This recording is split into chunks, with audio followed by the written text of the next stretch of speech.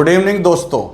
तो आज हम लोग हीट का लेक्चर नंबर 4 के साथ मिल रहे हैं और कैलोरीमेट्री का ये आपका 4th लेक्चर हुआ। पिछले क्लास में हमने क्या क्या सीखा उसको जरा हम लोग रिवाइज कर सकते हैं। पिछले क्लास में हमने ये सीखा कि टेम्परेचर के इंक्रीज़ होने के लिए कितना हीट आपको सप्लाई करना पड़ेगा, फेज को चेंज करने के लिए कितना हीट सप्लाई करना पड़ेगा। कहने का मतलब है कि पिछले क्लास में हमने रियलिटी में कैलकुलेट किया, दैट इज़ कि कितना हीट चाहिए, कितना हीट आएगा, कितना हीट जाएगा। समझ गए बच्चों? चलो तो हम लोग आगे देखते हैं बच्चों, इसी तरीके से आगे देखते रहेंगे बच्चों। ओके बच्चों, चलो तो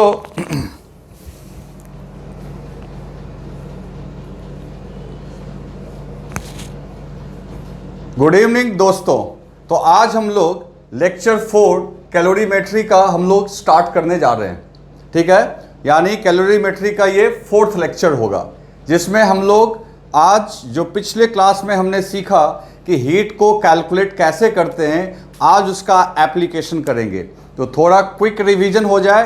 पिछले क्लास में आपने क्या सीखा कि जब किसी बॉडी को आप हीट देते हो तो बॉडी का टेम्परेचर राइज करता है, या फिर बॉडी को हीट देने से उसके फेज में चेंज आता है। और टेम्परेचर को इंक्रीज करने के लिए कितना हीट देना होगा, इसके कैलकुलेशन के लिए हमने कुछ टर्म्स को पढ़ा था, जिसमें specific heat capacity, molar heat capacity, उसके बाद थर्मल कैपेसिटी और उसके बाद वाटर इक्विवेलेंट। इसके साथ ही साथ हमने फेज चेंज को लेके लेटेंट हीट के बारे में पढ़ा। लेटेंट हीट मतलब हिडन एनर्जी, हिडन हीट, जो एनर्जी आपको यूज किया जाता था बॉडी के फेज को चेंज करने के लिए। किसको चेंज करने के लिए? बॉडी के फेज को ट्रांसफॉर्म करने के लिए। समझ गए ना? आज उन सारे कैलकुलेशंस को हम लोग देखेंगे। तो देखो कैसे हम लोग यहाँ पे समझेंगे चीज़ों को, आप जरा समझिए। चलिए तो अब कैलकुलेशन करने का रिवीजन करने का सबसे अच्छा तरीका है कि हम लोग एक क्वेश्चन करें और उस क्वेश्चन में ऐसा कुछ करें कि वो सारा टर्म जो पिछले क्लास में हमने सीखा था वो यहाँ पे यूज आ जाए। ठीक है ना दोस्त? तो देखो हम लोग क्वेश्चन लिखते हैं पहले। तो हमने क्वेश्चन लिखा, calculate amount of heat which is needed to convert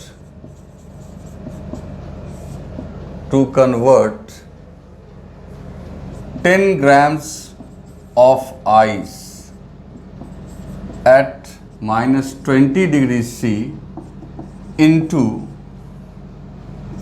steam at 120 degree centigrade. दोस्तों देखो क्वेश्चन आपके सामने बोर्ड पे लिखा हुआ है, जरा ध्यान से देख लो आप।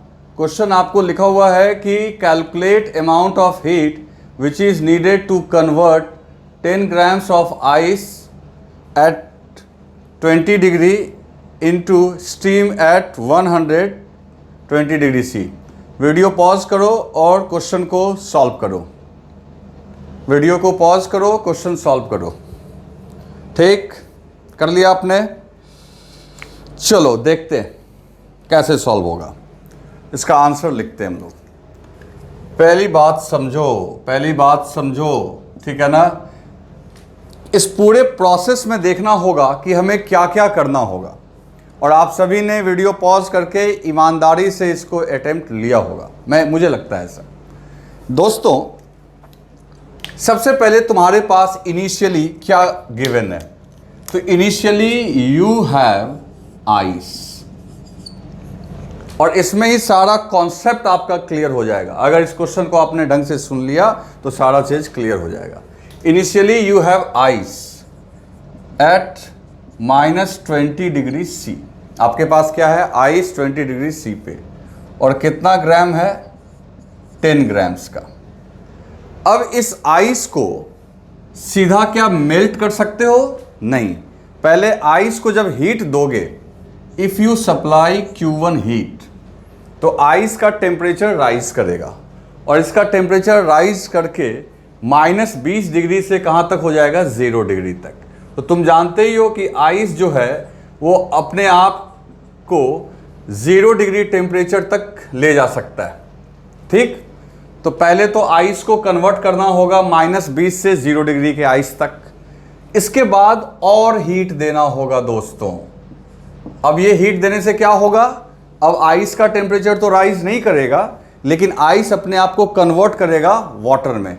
तो देखो यहाँ पे आइस ने अपने आप को कन्वर्ट कर लिया किसमें, वाटर में, और ये फेज चेंज होगा। और इस दौरान दोस्तों इसके टेम्परेचर में किसी प्रकार का कोई चेंज नहीं आएगा। तो ये आपका अल्टीमेटली 0 डिग्री सी रहेगा। क्लियर, 0 डिग्री सी, 0 डिग्री सी।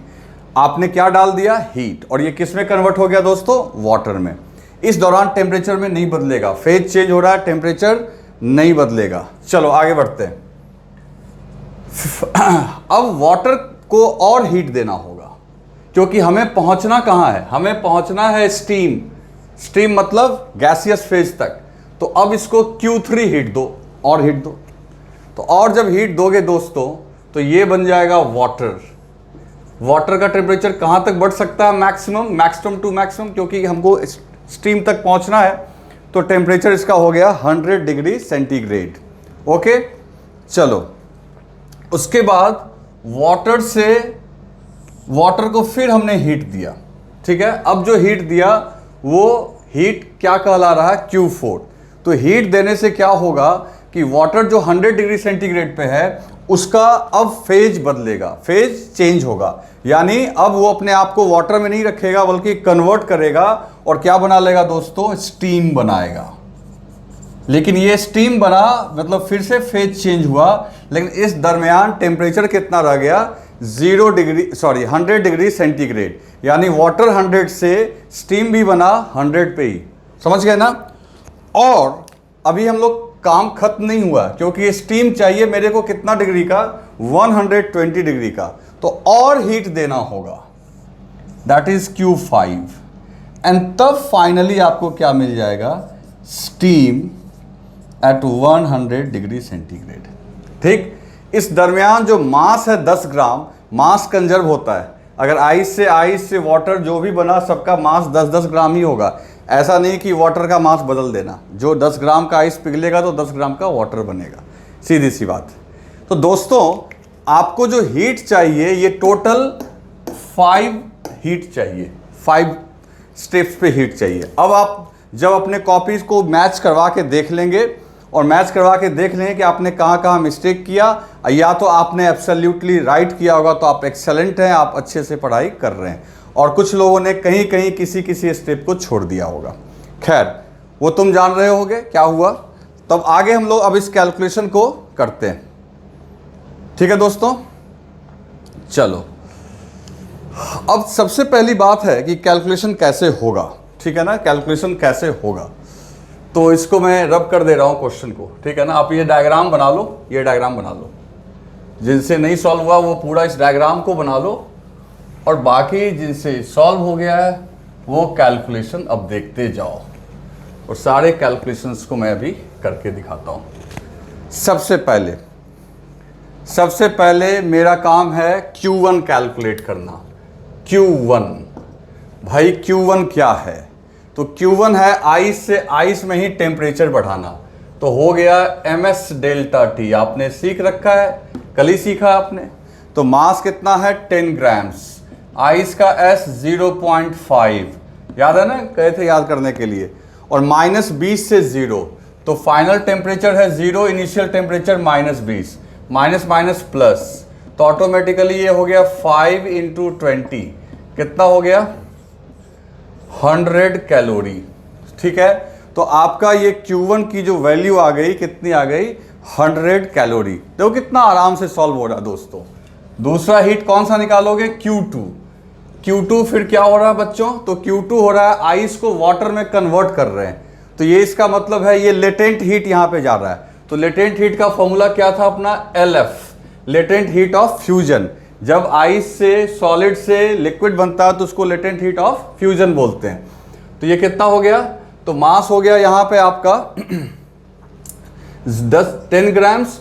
और याद करो कल मैंने लास्ट क्लास में इसका डाटा लिखवाया था, और ये होगा 80, तो ये हो गया टोटल 800 कैलोरी। कितना हो गया दोस्तों, 800 कैलोरी। Q2 जो है आपका 800 कैलोरी आ गया। समझ में आ रही है बात, इस समय टेम्परेचर बदलने की बात नहीं होगी। चलो अब मिल गया मेरे को वाटर। अब हम लोग कैलकुलेट करेंगे Q3।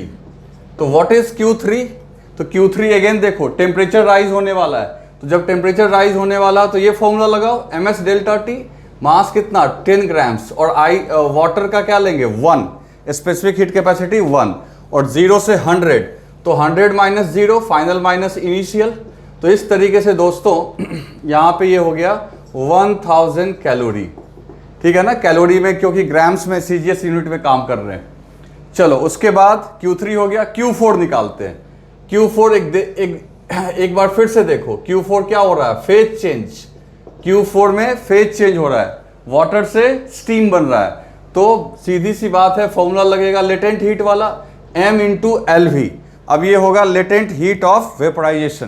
क्या होगा दोस्तों, लेटेंट हीट ऑफ वेपोराइजेशन।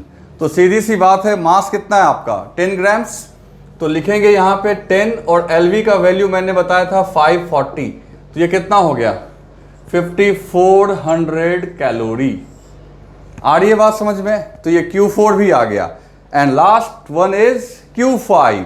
तो Q5 में फिर से देखो क्या हो रहा है, Q5 में आपका टेम्परेचर चेंज हो रहा है, ms delta T, temperature change हुआ ना भाई, तो मास 10 ग्राम, हीट कैपेसिटी इसकी बताई थी हमने स्टीम की 0.47, और टेम्परेचर का चेंज हो गया 20, तो ऑटोमेटिकली दोस्तों ये हो जाएगा आपका 47 इंटू 2, दैट इज 94 कैलोरी।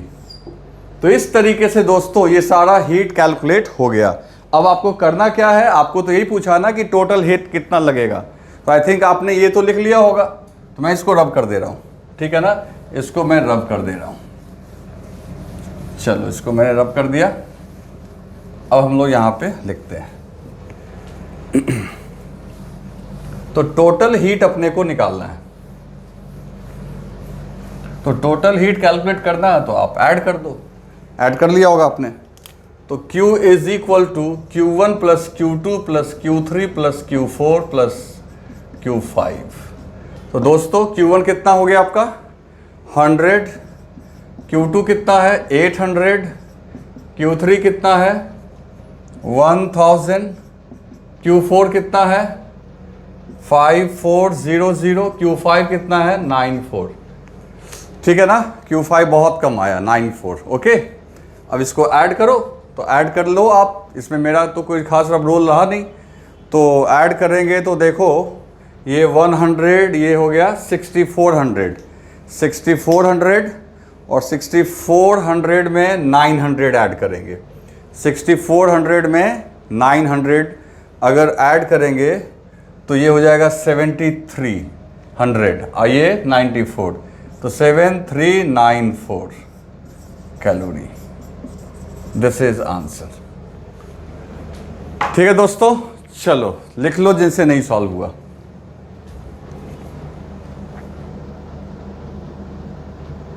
तो बच्चों अब नेक्स्ट, जैसा कि तुम हेडिंग देख रहे हो प्रिंसिपल ऑफ कैलोरीमेट्री, तो अब अपने को ये समझना है कि प्रिंसिपल ऑफ कैलोरीमेट्री है क्या, है ना। प्रिंसिपल ऑफ कैलोरीमेट्री क्या है ये अपने को समझना है, सीखना है। चलो, और ये तुम बगल में एक डायग्राम देख रहे होगे कैलोरीमीटर। सबसे इंपॉर्टेंट जो यहाँ पे टर्म है या कह लो कि स्टेटमेंट है वो यही है, इसी से प्रॉब्लम बनना है। वो जो कैलकुलेशन आपने अभी सीखा वो तो है ही इंपॉर्टेंट, लेकिन रियल जो आपका यहाँ से एक स्टेटमेंट आएगा वो आपको इस पूरे चैप्टर में काम देगा। तो प्रिंसिपल ऑफ कैलोरीमेट्री क्या बोलता है कि अगर आप एक बॉडी एट हाई टेम्परेचर को एंड बॉडी एक लो टेम्परेचर को आपस में मिक्स करोगे या आपस में कांटेक्ट में लाओगे, तो हीट आपका फ्लो करेगा बॉडी एट हाई टेम्परेचर से बॉडी एट लो टेम्परेचर तक। कब तक? जब तक कि उन दोनों के बीच, उन दोनों का टेम्परेचर सेम ना हो जाए। समझ गए दोस्त? जब तक कि उन दोनों का टेम्परेचर सेम ना हो जाए, ठीक है। और इस दरमियान अगर उन दोनों बॉडी को सराउंडिंग से आइसोलेट करके अगर हम रखे हुए हैं, उन दोनों बॉडी को सराउंडिंग से आइसोलेट करके रखे हुए हैं, तो सीधा रिजल्ट ये होगा कि heat lost by one body will be equal to heat gained by other body. और ये प्रिंसिपल ऑफ कंजर्वेशन पे काम करता है। जैसे देखो मैं क्या बोल रहा हूं, पहले मैं इसको लिख देता हूं। इफ टू बॉडीज, हालांकि टू की बात नहीं है, कल दो से ज्यादा भी हो सकते हैं, मोर देन वन भी हो सकता है। बस आपको यह समझना है कि एक सैंपल का टेम्परेचर ज्यादा होगा, दूसरे सैंपल का टेम्परेचर कम होगा। If two bodies having different temperature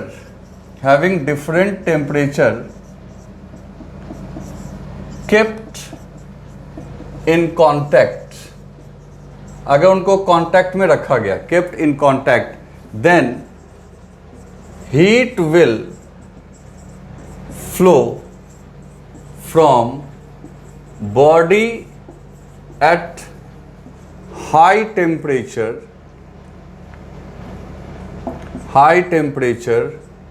to body at low temperature। कब तक? till they will become at same temperature, जब तक कि वो सेम टेम्परेचर पे पहुंच ना जाए, रुक ना जाए, ठीक है ना। तो मेरा कहने का मतलब है एक बॉडी एट हाई टेम्परेचर को लो टेम्परेचर के साथ मिक्स किए, हीट का फ्लो हुआ। अब एक बात समझो यहां पे, क्या समझोगे सो देखो। If the bodies are isolated from surrounding, bracket में लिख देता हूं मैं, मीन्स नो हीट एक्सचेंज।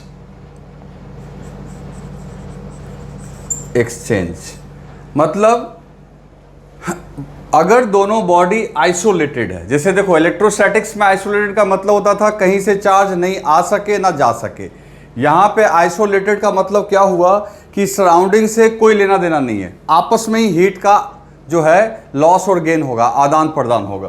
तो if bodies are isolated from surrounding means no heat exchange, then we can say, तो हम लोग कह सकते हैं दोस्तों, we can say from conservation of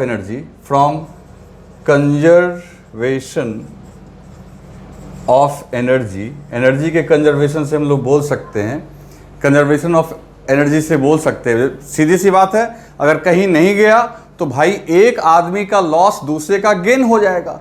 सीधी सी बात है, अगर कोई थर्ड पार्टी नहीं है तो जो भी होना है इन दोनों के बीच में होना है। तो एक ने जितना हीट लॉस किया दूसरे ने उतना ही हीट गेन कर लिया। तो अगर यहाँ हम कंजर्वेशन ऑफ एनर्जी लगा दें तो इसका मतलब है कि we can say from conservation of energy the heat lost from one body will be equal to heat gained by other body. एक बॉडी का जो हीट लॉस है वो दूसरे बॉडी के हीट गेन के बराबर है, ठीक है ना। तो दिस इज नोन एज, अब इसी को हम लोग बोलेंगे दोस्तों, this is known as principle of calorimetry. This is known as, छोटा छोटा मैं लिख रहा हूं, आपको अगर ना दिखे तो आप अपने से भी लिख लेंगे, प्रिंसिपल ऑफ कैलोरीमेट्री। आ रही है बात समझ में? तो देखो ये मैंने आपके सामने लिख दिया कि अगर एक बॉडी से दूसरे बॉडी में हीट गया और सराउंडिंग ने कोई पार्टिसिपेट नहीं किया, तो lost amount of heat will be equal to gained amount of heat. Loss equal to gain, जैसे हम लोग कंजर्वेशन ऑफ एनर्जी पढ़ते थे, loss in potential energy equal to gain in kinetic energy, either vice versa, loss in kinetic energy gain in potential energy. तो वो भी conservation of energy पे आपका बेस्ड था और ये भी कंजर्वेशन ऑफ एनर्जी पे ही बेस्ड है।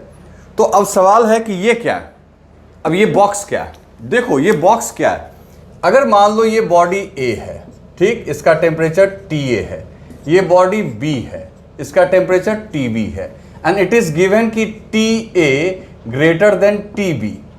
तो ये बॉडी एट हाई टेम्परेचर हुआ, ये बॉडी एट लो टेम्परेचर हुआ। तो ये जो कैलोरीमीटर है ये एक आपका ढक्कन से ढका हुआ, ऑब्वियसली ढक्कन से ढका हुआ एक वेसल है, वेसल ग्लास टाइप का वेसल है, जिसमें इन दोनों बॉडी को हम लोग रख देंगे। इसका काम क्या होगा, इस इंस्ट्रूमेंट को हम लोग क्या बोलते हैं, कैलोरीमीटर। इसका काम क्या है कि इन दोनों बॉडी को ये सराउंडिंग से क्या करता है, आइसोलेट। सराउंडिंग से क्या करता है बच्चों, आइसोलेट। जो भी हीट का एक्सचेंज होना आपस में हो, कैलोरीमीटर उसको प्रोटेक्ट करता है कि कोई भी लॉस यहां से बाहरी आपका इन्वायरमेंट में ना हो सके। तो कैलोरीमीटर एक इंस्ट्रूमेंट है बच्चों, जिसका काम ये होता है कि उन दोनों बॉडी जिसको आप मिक्स कर रहे हो उसको प्रोटेक्ट करना, सराउंडिंग के किसी और बॉडी से हीट एक्सचेंज करने से उसको प्रिवेंट करना, रोकना। ठीक है बच्चों, तो ये आपका कैलोरीमीटर का काम है, and this is principle of calorimeter. अभी तो ये मैंने थ्योरेटिकल लिख दिया, अब इसको मैं न्यूमेरिकल फॉर्म में, यानी कि इसका एक इक्वेशन डेवलप करूंगा और उस इक्वेशन पे ही आपका क्वेश्चन सारा सॉल्व होगा। ठीक है, तो कैलोरीमीटर क्या हो गया, तो कैलोरीमीटर एक आपका वेसल है जिसमें उन दोनों बॉडी को आप मिक्स करोगे जिनके टेम्परेचर क्या है, अलग अलग। ओके, और कैलोरीमेट्री आपको एक फैसिलिटी प्रोवाइड करता है कि हीट आपका सराउंडिंग में ना जाए, आपस में ही हो। लेकिन तुम्हारे दिमाग में क्वेश्चन आएगा कि सर ये खुद भी तो पार्टिसिपेट कर सकता है एक्सचेंज में। ऑफ कोर्स, देखो कैलोरीमीटर जो है ये भी थर्ड पार्टी का काम कर सकता है। अगर ग्लास में अगर तुमने दूध को और पानी को मिक्स किया तो ग्लास भी तो एक पार्टी बन गया। लेकिन ऐसा है कि मैक्सिमम क्वेश्चन में इसके ही थर्मल कैपेसिटी को, थर्मल कैपेसिटी याद है ना, M/S, इसके थर्मल कैपेसिटी को क्या किया जाता है, निगलेक्ट। क्या करते हैं बच्चों हम लोग, निगलेक्ट। ओके, मतलब ये किसी प्रकार का पार्टिसिपेशन नहीं करता है। कौन, ये कैलोरीमीटर। ठीक है ना। तो अगर इसको पार्टिसिपेट करना होगा तो ऐसा क्वेश्चन में आपको लिखा हुआ होगा। क्लियर है, तो वो आप देख लेंगे और हम लोग अभी करेंगे भी।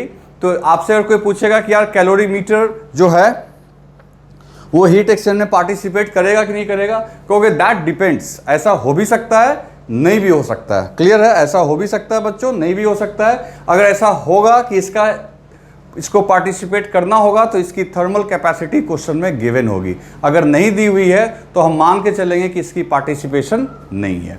क्लियर है, चलो फटाफट लिख लो इसको।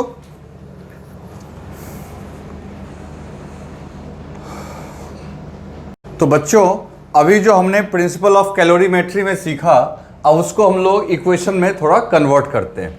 तो जैसे मान लो एक बॉडी है जिसका मास Ma है, टेम्परेचर TA है और स्पेसिफिक हीट कैपेसिटी कितनी है इसकी, SA।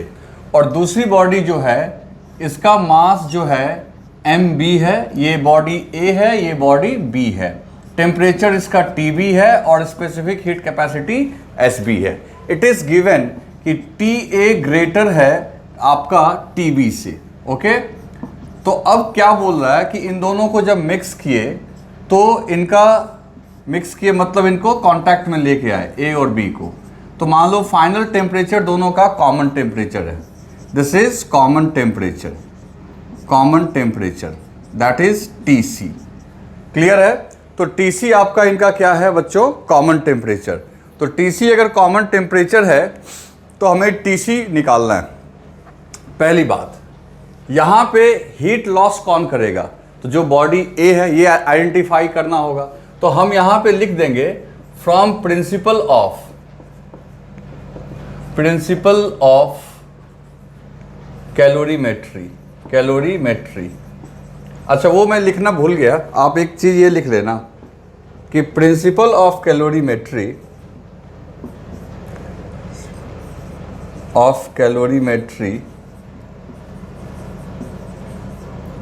is based on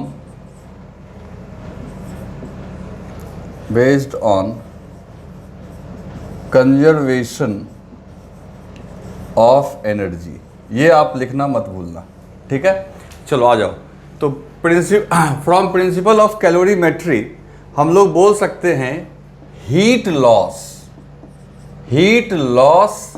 bye body A, है ना, heat loss by body A equal to heat gain by body B, ठीक है। तो जिसने हीट लॉस कर किया वो लॉस्ट अमाउंट जो होगा वो गेन अमाउंट के बराबर। तो ए कितना हीट लॉस करेगा, तो सीधी सी बात है। तो तुम जानते हो कि हीट का जो फॉर्मूला होता है वो होता है ms इंटू डेल्टा टी, है ना। क्यू ए बराबर लिख सकते हैं ms इंटू डेल्टा टी। लेकिन अपने को पता है कि ये आपका जो लॉस है ये एक नेगेटिव हीट आएगा, क्योंकि जब बॉडी से हीट निकालेंगे तो उसको मैंने कहा था वो हीट को हम लोग क्या लेना है, नेगेटिव। लेकिन चूंकि तुमने यहाँ पे एडमिट कर लिया है कि अब ये लॉस है, तो लॉस है, जैसे मान लो कि मेरे को अगर कोई पूछेगा कि तुम्हारा कितना पैसा लॉस हुआ, तो मैं बोलूँगा कि ठीक है मेरा 100 रुपीज़ लॉस हुआ। मैं ये नहीं बोलूँगा कि -100 लॉस हुआ। जब मैं -100 बोलूँगा तब लॉस नहीं बोलूँगा, तब मैं चेंज बोलूँगा, -100 का चेंज हुआ। तो अपने आप सामने वाला समझ जाएगा -100 का चेंज का मतलब हुआ इनको लॉस। लेकिन जब मैं ये वर्ड एडमिट कर रहा हूँ कि लॉस, तो लॉस बोलने के बाद फिर से माइनस लगाना सही बात नहीं है। तो हम लोग यहाँ ध्यान रखेंगे। तो सीधी सी बात है, जो जिसका लॉस होगा उसका आपका टेम्परेचर फॉल करेगा। तो उसके लिए जब लिखोगे तो देखो कैसे लिखेंगे, MA इंटू SA, और यहाँ चेंज इन टेम्परेचर में उसके इनिशियल में से फाइनल घटाएंगे। तो इनिशियल कितना है उसका TA, और फाइनल क्या है TC।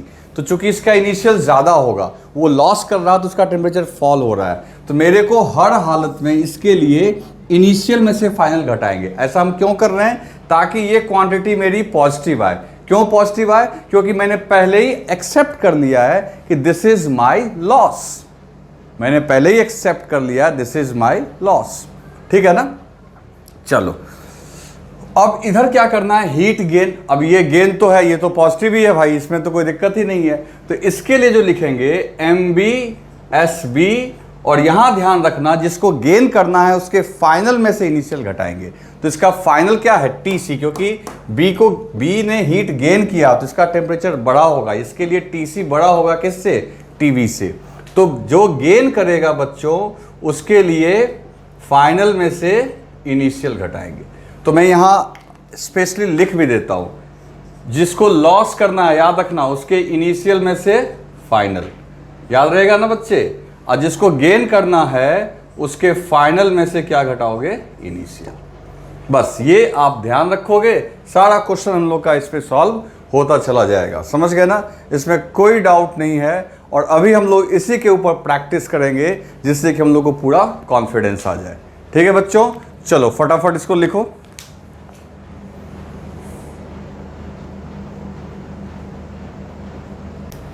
तो बच्चों अब हम लोग इस क्वेश्चन को देखते हैं।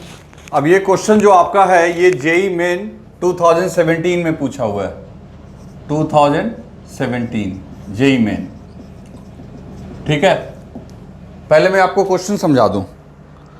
तुम इस क्वेश्चन में देख सकते हो कि यहां लिखा हुआ है कि एक copper ball of mass 100 gram, copper का बॉल है, मास 100 ग्राम है, is at temperature T degree.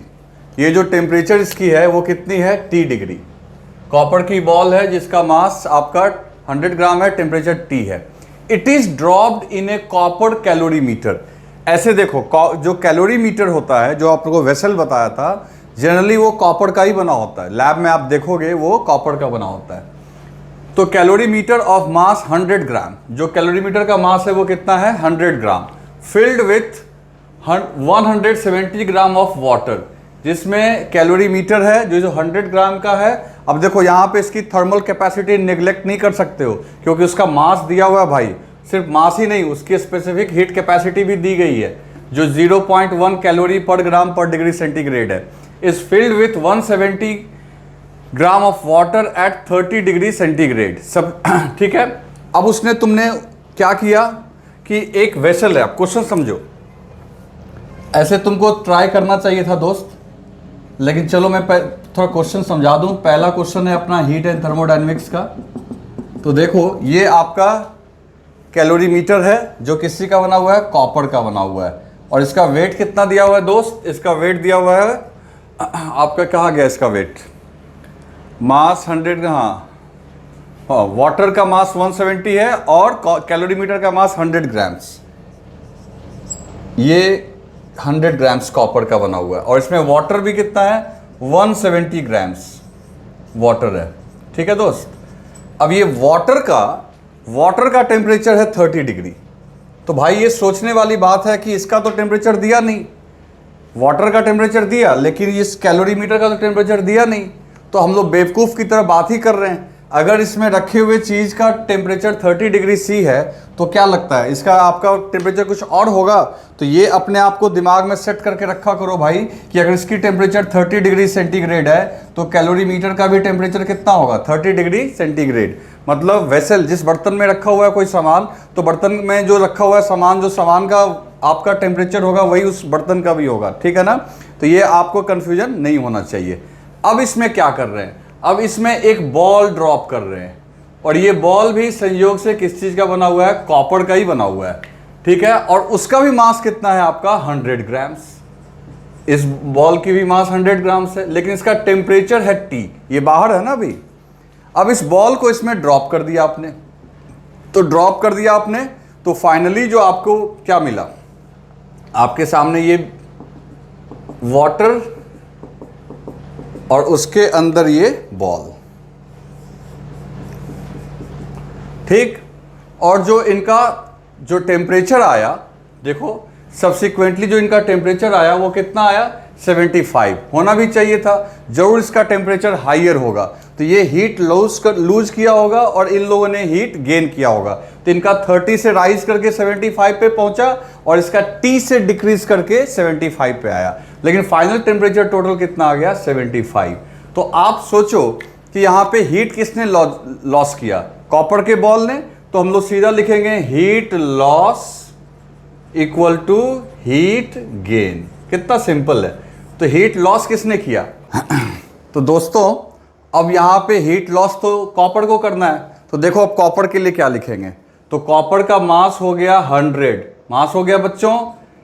Copper का स्पेसिफिक हीट कैपेसिटी क्वेश्चन में दिया हुआ है 0.1। अब रही बात टेम्परेचर की, तो जिसे लॉस करना है उसके इनिशियल में से फाइनल घटाओ, तो T-75। ओके। चलो गेन कौन कौन करेगा, तो भाई ऐसा है कि गेन यहां 2 आदमी कर रहा है। अभी कुछ देर पहले भी चर्चा हुई थी। तो ये कैलोरीमीटर भी गेन कर रहा है, और उसके अंदर रखा हुआ वाटर भी गेन करेगा। तो सबसे पहली बात है कि ये आपको ध्यान रखना होगा, आप मिस्टेक मत कर जाना। तो कैलोरीमीटर का भी वेट कितना है, 100। फिर क्या लिखोगे, 0.1, जो इसका आपका स्पेसिफिक हीट कैपेसिटी है, और गेन करने वाले के फाइनल में से इनिशियल घटाएंगे, यानी 75 माइनस 30 प्लस। तो ये तो कैलोरीमीटर ने गेन किया। अब वाटर भी तो गेन कर रहा होगा, तो वाटर कितना है, 170। और वाटर की स्पेसिफिक हीट कैपेसिटी देखो क्वेश्चन में नहीं दिया हुआ है, जेई मेन में। तो जो मैं बोलता हूं ना, मेरी बात को ध्यान से सुना करो। तो आपको ना वाटर की स्पेसिफिक हीट कैपेसिटी याद करके जानी होगी, एग्जाम में नहीं मिलेगा भाई, जाना होगा आपको वहां याद करके। तो यहां लिखेंगे 1। ठीक। वाटर की कितनी होती है, 1। और टेम्परेचर राइज कहां से कहां किया, फाइनल माइनस इनिशियल, मतलब कि 75 माइनस 30। ओके। अब जस्ट इसको हम लोग सॉल्व करेंगे, तो सॉल्व करेंगे तो कितना आएगा देख लेते हैं। तो पहली बात है कि एक एक जीरो तो यहाँ से हटा देते हैं, दोनों साइड एक एक जीरो हटा देते हैं, हट गया। चलो 0.1 इंटू 10, ये तो ख़त्म ही हो गया। तो T माइनस 75 इधर क्या आ गया, तो तो इधर भी 10 इंटू 0.1 खत्म ही हो गया। 75 माइनस 30, तो दिस इज 45 प्लस, अब यहां पे क्या है 17, तो 17 माइनस 17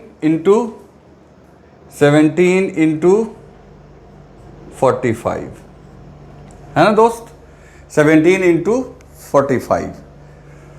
तो देखते हैं अब क्या होगा यहां से कैलकुलेट होके। तो अब ये हो जाएगा t equal to 75 degree plus, अब देखो 45 प्लस 17 इंटू 45 को हम चाहें तो लिख सकते हैं 18 इंटू 45, नहीं लिख सकते, 45 कॉमन ले लोगे तो 1 प्लस 17 18 हो जाएगा। अब इसको हम लोग कैसे सॉल्व करेंगे दोस्त, तो इसको हम लोग सॉल्व कर सकते हैं क्या सी, तो ये एकदम आराम से हो जाएगा। देखो ये 75 हो जाएगा, और इसको मल्टीप्लाई करने का तरीका भी मैं बता देता हूँ। आप ना 18 से 2 इसको दे दो तो ये हो जाएगा 90, और 90 इंटू 9, तो 90 इंटू 9 तो हो जाएगा 810, और उसमें 75 ऐड कर लो, तो ऐड कर लोगे तो हो जाएगा 885 डिग्री सेंटीग्रेड। ये मल्टीप्लिकेशन समझ में आ गया होगा। छोटे छोटे ट्रिक्स आपको एग्जाम में लगाने होंगे ताकि आप जल्दी से क्वेश्चन को सॉल्व कर ले। तो option A is the right answer. तो देखो आप जेईई मेन का क्वेश्चन है लेकिन कितना सिंपल है, आपको थोड़ा बस क्या करना है यहाँ पे कैलकुलेशन करना है। ठीक है दोस्तों, चलो राइट डाउन कर लो इसको।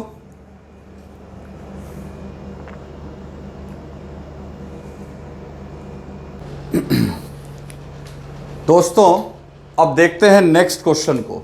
ये क्वेश्चन जो है ये एचसी वर्मा का है, लेकिन आप देखिए कि क्वेश्चन कैसे रिलेट होता है एग्जामिनेशन में।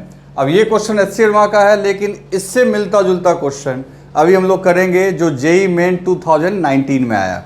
तो पहले तो इस क्वेश्चन को हम लोग करते हैं। पहले मैं एक बार समझाता हूं और मुझे लगता है कि आपको इसको सॉल्व करना चाहिए, आसान है। देखो यहाँ पे temperature of equal masses of 3 different liquid, 3 different liquids हैं ए, बी और सी, तीनों का टेम्परेचर गिवन है, दैट इज 12, 19 और 28 रिस्पेक्टिवली, मतलब क्रमशः।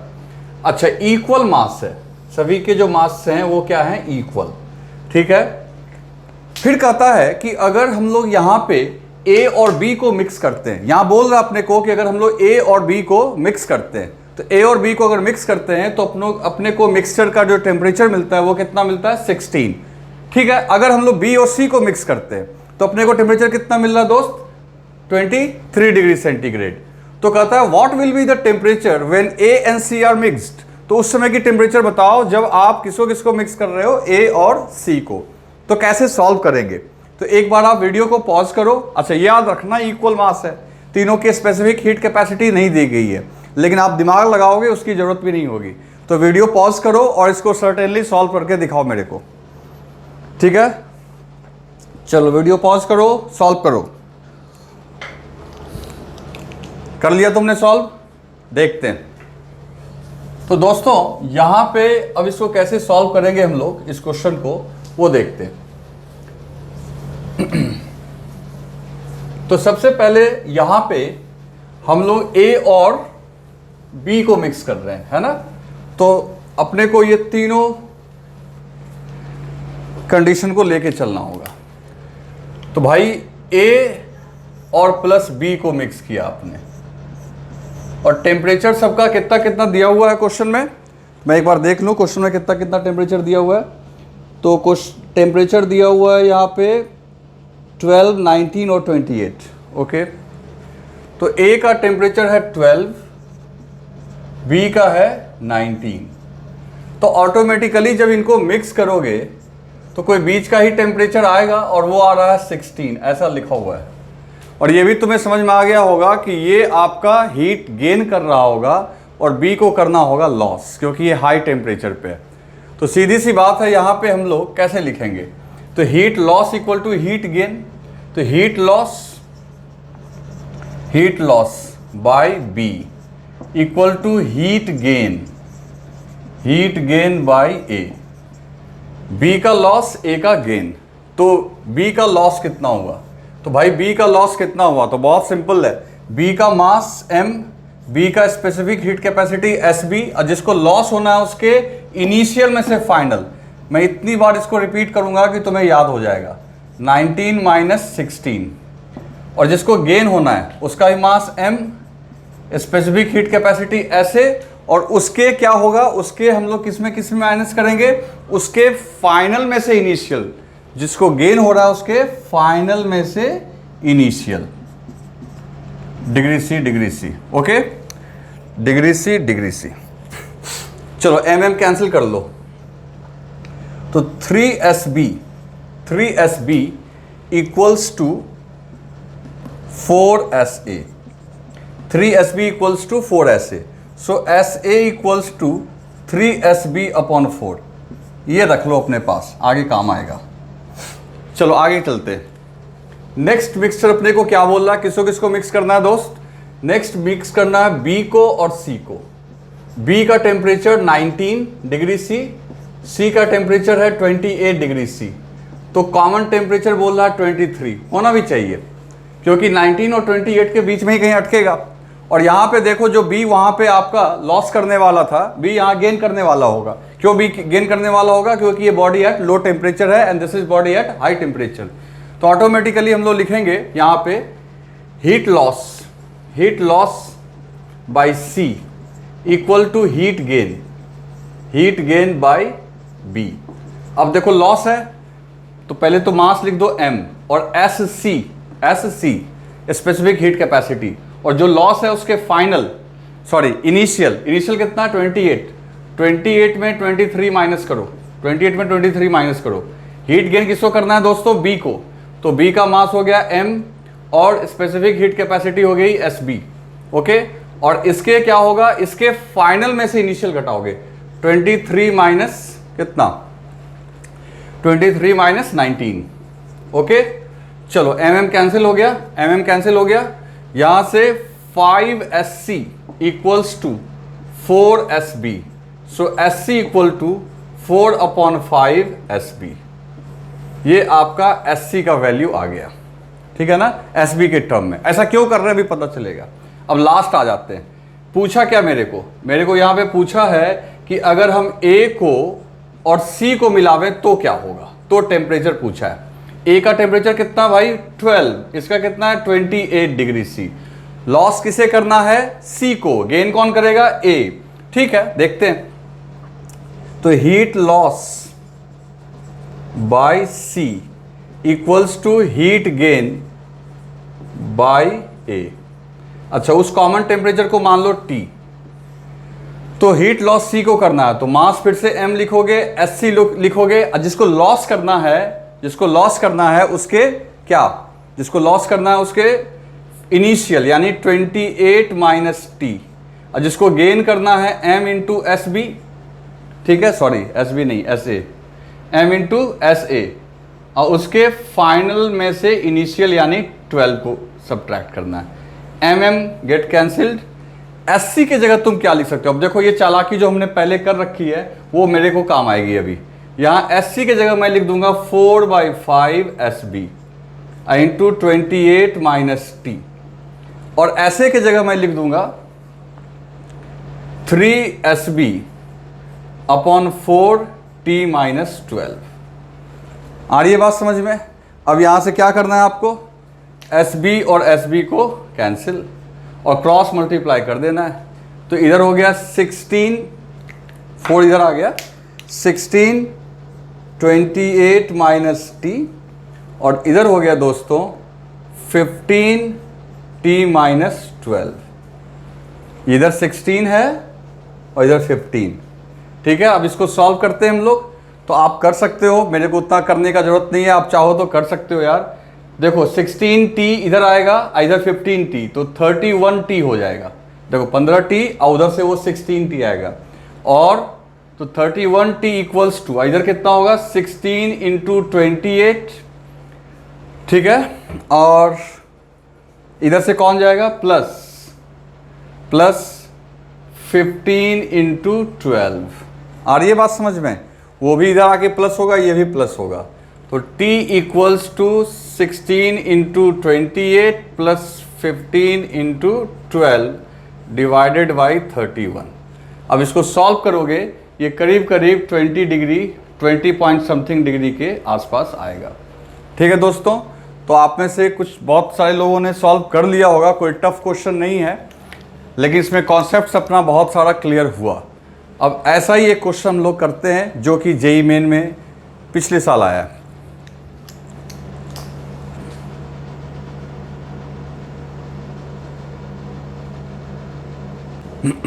तो दोस्तों नेक्स्ट क्वेश्चन देखते हैं हम लोग। तो नेक्स्ट क्वेश्चन है when 100 gram of liquid A at 100 degree centigrade is added to 50 gram of liquid at B at 75 degree C. ठीक है, the temperature of mixture become 90 degree C. The temperature of mixture if 100 gram of liquid at 100 degree C, 100 gram liquid of A, यहाँ छूट गया, liquid of A at 100 degree C is added to 50 gram of liquid B at 50 degree C will be. देखो दोस्त, बहुत simple question है। I think question को ध्यान से देखो। पहले ए और बी को मिक्स किया गया। ए का टेम्परेचर 100, बी का टेम्परेचर 75। ए का मास जो है 100 ग्राम और बी का जो मास है 50 ग्राम्स। ठीक है, तो फाइनल टेम्परेचर आया 90। अब क्या कर रहे हैं, अब हम लोग अभी भी ए का तो 100 ग्राम्स ही ले रहे हैं और ए का टेम्परेचर भी 100 ग्राम ही ले रहे हैं, लेकिन बी में हमने कुछ कटौती कर दी। हमने बी का 50 ग्राम लिया, जो कि बी का पहले भी 50 ग्राम लिया था, लेकिन बी का टेम्परेचर अब 75 की जगह हमने इनिशियल क्या लिया है 50 डिग्री। तो पूछ रहा है फाइनल टेम्परेचर मिक्सचर का बताओ। वीडियो पॉज करो और सॉल्व करो। वीडियो को पॉज करके सॉल्व करो फटाफट। जेईई मेन का क्वेश्चन है, अभी मिलता जुलता है, अभी हमने कुछ देर पहले ऐसा किया है। ठीक है ना, बहुत फर्क नहीं है दोनों में। कर लिया आपने? चलो मैं यहाँ डाटा लिख लेता हूँ अपने लिए। इनिशियली ए है आपका 100 ग्राम, ए का टेम्परेचर है 100 डिग्री सी। बी का, ये ए की बात हो गई, बी का कितना है भाई 50 ग्राम्स और 50 degree C, sorry 75 degree C, 75। और मिक्सचर का टेम्परेचर क्या आया 90। मिक्सचर का टेम्परेचर 90। फिर क्या हुआ, ए का तो वही रहने दिया हमने 100 ग्राम 100 डिग्री सेंटीग्रेड। बी का केवल क्या किया हमने 50 ग्राम लिया और टेम्परेचर 50 डिग्री सी कर दिया। ठीक है, तो अब मेरे को फाइनल टेम्परेचर निकालना है। क्या सॉल्व कर लिया तुम लोगों ने? चलो अब मैच करवाओ मेरे से, देखो सही आया कि नहीं आया। तो हम लोग देखते हैं, बहुत आराम से सॉल्व हो जाएगा, कोई बड़ी बात नहीं है।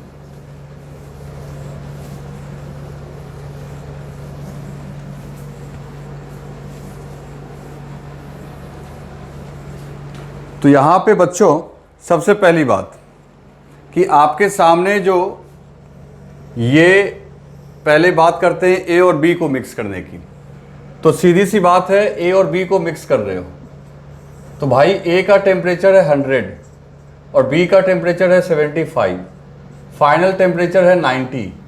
तो लॉस तो ए को करना है, गेन बी को करना है। तो पहले हम लोग heat loss by A equals to heat gain by B. Okay, तो ए ने कितना हीट लॉस किया, तो सीधी सी बात है ए का मास 100, ए की स्पेसिफिक हीट कैपेसिटी नहीं दी गई है, ऐसे ए का इनिशियल टेम्परेचर लोगे, अब में से क्या घटाओगे फाइनल। ठीक है, जहाँ तक रही बात बी की, तो बी का मास कितना दिया हुआ है, तो बी का मास है 50, बी का specific heat capacity S B मान लो। बी चूंकि गेन कर रहा है तो इसके फाइनल यानी टी में से, सॉरी फाइनल तो दिया हुआ है ना पहले 90 में से क्या सब्ट्रैक्ट करोगे, इसके टेम्परेचर को, जो कि कितना है 75। चलो अब देखते हैं यहाँ पे, तो ये 10 होगा, 10 इंटू 100 1000 इंटू ऐसे इक्वल टू 50 और यहाँ ये 15 आएगा, 15 इंटू एस बी, तो ऑटोमेटिकली 1000 ऐसे equal to 75 into S B. ठीक है, ये 4 टाइम्स में कट जाएगा 250 से, ये 3 टाइम्स में कटेगा, तो 4SA इक्वल टू 3SB। ये एक इक्वेशन आ गया, जैसे पहले भी कुछ देर पहले कर रहे थे। फिर अब नया मिक्सचर क्या बनाना है मेरे को, ए का, फिर तो लॉस तो करना है ए को ही, लॉस बाय ए और गेन बाय बी, ठीक है ना।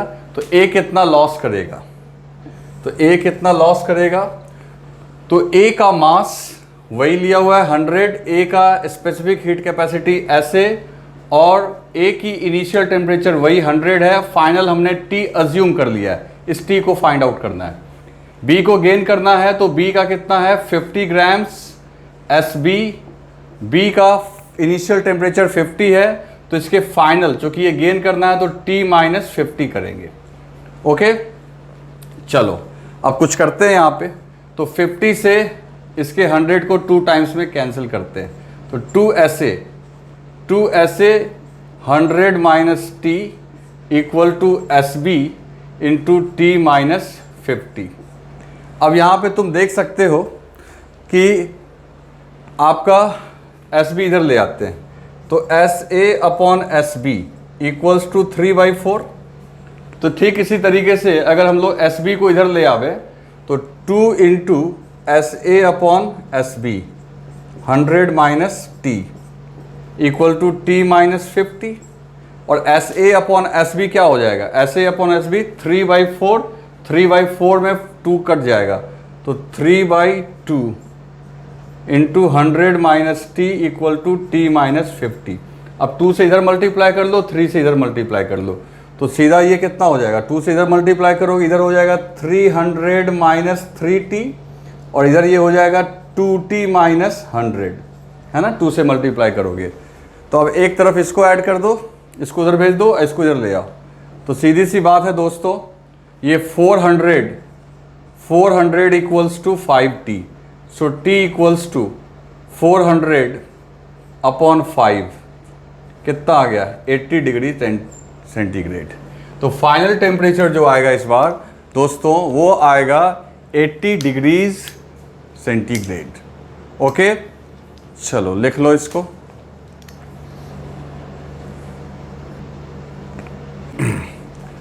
तो दोस्तों नेक्स्ट लेक्चर जो होगा वो कैलोरीमेट्री का आखिरी लेक्चर होगा। उसमें हम लोग ढेर सारा प्रॉब्लम करेंगे हीट को लेके, वाटर, आइस और स्टीम।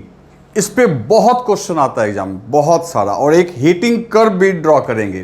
तो नेक्स्ट क्लास थोड़ी लंबी भी होगी, तो उसमें हम लोग डिस्कस करेंगे problem based on water ice system, problem based on water steam system, steam water ice. इस पे बहुत सारा क्वेश्चन, जब क्वेश्चन बैंक आप देखोगे तो वहाँ मिलेगा आपको, ठीक है।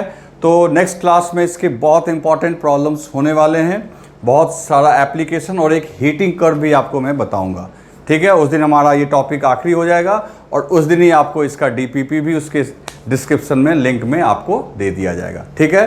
तब तक आप इसको रिवाइज करते रहिए। ओके।